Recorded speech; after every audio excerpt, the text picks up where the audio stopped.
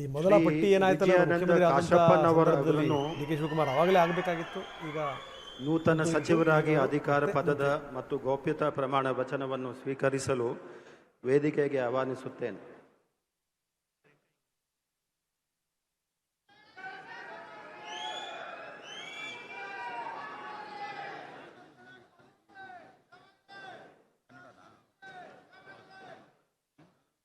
English Kannada change कर दिया, ठीक है. आई इंग्लिश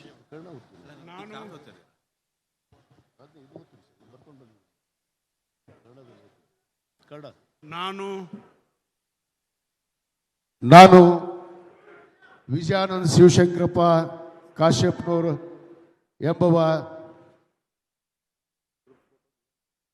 ಹೆಸರಿನಾದ ನಾನು ಕಾನೂನಿನ ಮೂಲಕ ಸ್ಥಾಪಿತವಾದ ಭಾರತದ ಸಂವಿಧಾನದ ವಿಷಯದಲ್ಲಿ ನಿಜವಾದ ಶ್ರದ್ಧೆ ಮತ್ತು ನಿಷ್ಠೆಯಿಂದ ಹೊಂದಿರುತ್ತೇನೆ ಎಂದು ನಾನು ಭಾರತದ ಸಾರ್ವಭೌಮತ್ವವನ್ನು ಮತ್ತು ಅಖಂಡತೆಯನ್ನು ಎತ್ತಿ ಹಿಡಿಯುತ್ತೇನೆ ಎಂದು ಮತ್ತು ಕರ್ನಾಟಕ ರಾಜ್ಯದ ಮಂತ್ರಿಯಾಗಿ ನನ್ನ ಕರ್ತವ್ಯಗಳನ್ನು ಶ್ರದ್ಧಾಪೂರ್ವಕವಾಗಿ ಮತ್ತು ಅಂತಃಪೂರ್ವಕವಾಗಿ ನಿರ್ವಹಿಸುತ್ತೇನೆಂದು ಭಯ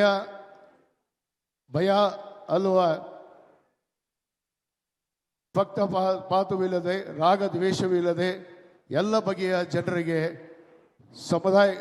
ಸಂವಿಧಾನಾತ್ಮಕವಾಗಿ ಮತ್ತು ಕಾನೂನಿನ ಅರಿವನ್ನು ಅನುಸಾರವಾಗಿ ನ್ಯಾಯಯುತವನ್ನೇ ಮಾಡುತ್ತೇನೆ ಎಂದು ಕೂಡಲ ಸಂಗಮನಾಥನಲ್ಲಿ ಮತ್ತು ಪಂಚಪೀಠಾಧೀಶ್ವರಲ್ಲಿ ಬುದ್ಧ ಬಸವ ಅಂಬೇಡ್ಕರ್ ಅವರ ಹೆಸರಿನಲ್ಲಿ ಮತ್ತು ದೇವರ ಹೆಸರಿನಲ್ಲಿ ಪ್ರಮಾಣವನ್ನು ಮಾಡುತ್ತೇನೆ.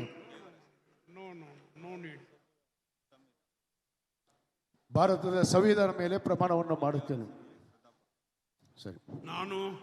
ನಾನು ವಿಜಯಾನಂದ ಶಿವಶಂಕರಪ್ಪ ಕಾಶ್ಯಪ್ನವರು ಎಂಬ ಹೆಸರಿನಾದ ನಾನು ಕರ್ನಾಟಕ ರಾಜ್ಯದ ಮಂತ್ರಿಯಾಗಿ ನನ್ನ ಪರ್ಯಾಲೋಚನೆ ತರಲಾಗದ ಅಥವಾ ನನಗೆ ತಿಳಿದುವ ಬರುವ ಎಲ್ಲ ವಿಷಯಗಳನ್ನು ರಾಜ್ಯದ ಮಂತ್ರಿಯಾಗಿ ನನ್ನ ಕರ್ತವ್ಯಗಳನ್ನು ಯುಕ್ತವಾಗಿ ನಿರ್ವಹಣಾ ಅಗತ್ಯವಿದ್ದಲ್ಲಿ ಸಂದರ್ಭ ಬಂದದಲ್ಲಿ ಯಾರಿಗೂ ಅನಂತ ವ್ಯಕ್ತಿಗೆ ಅಥವಾ ಪ್ರತ್ಯಕ್ಷವಾಗಿ ಅಥವಾ ಪರೋಕ್ಷವಾಗಿ ತಿಳಿಸುವುದಿಲ್ಲ ಎಂದು ದೇವರ ಹೆಸರಿನಲ್ಲಿ ಪ್ರಮಾಣ ಮಾಡುತ್ತೇನೆ.